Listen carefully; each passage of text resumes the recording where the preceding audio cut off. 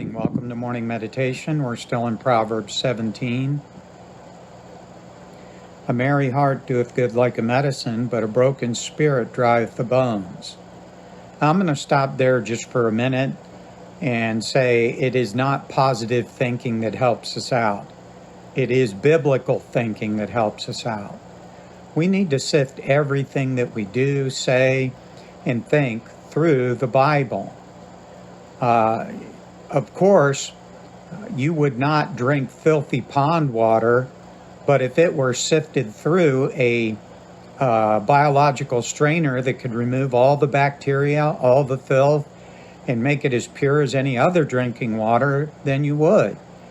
It just saddens me when Christians allow their Christianity to get polluted by this world, the world's philosophy, the world's direction, the world's doctrine, and then they expect to have a pure Christianity.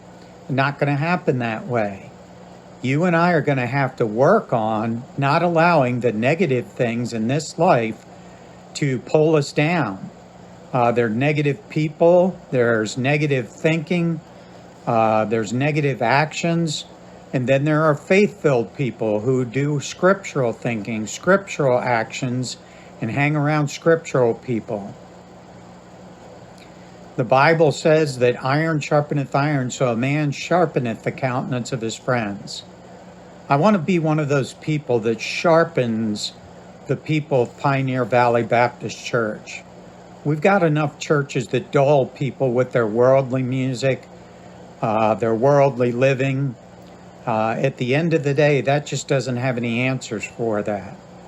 But the Bible says that we can be a person with a smile on our face and a smile in our heart.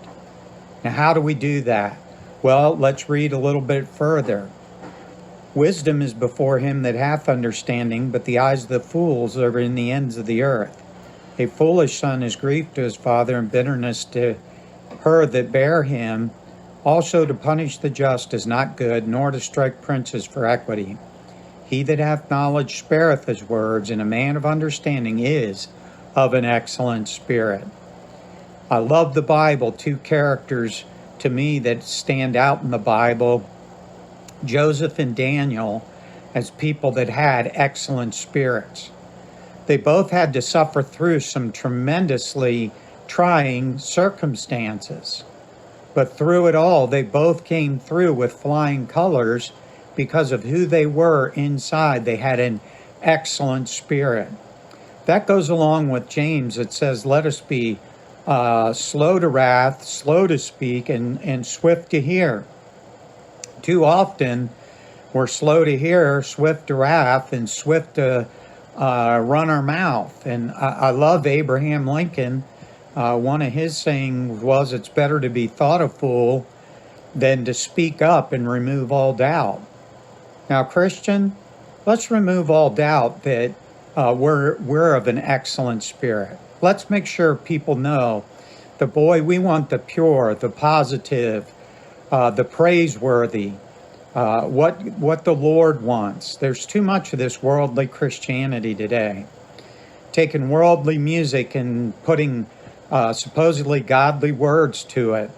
Corinthians tells us, what fellowship hath light with darkness, Christ with Belial?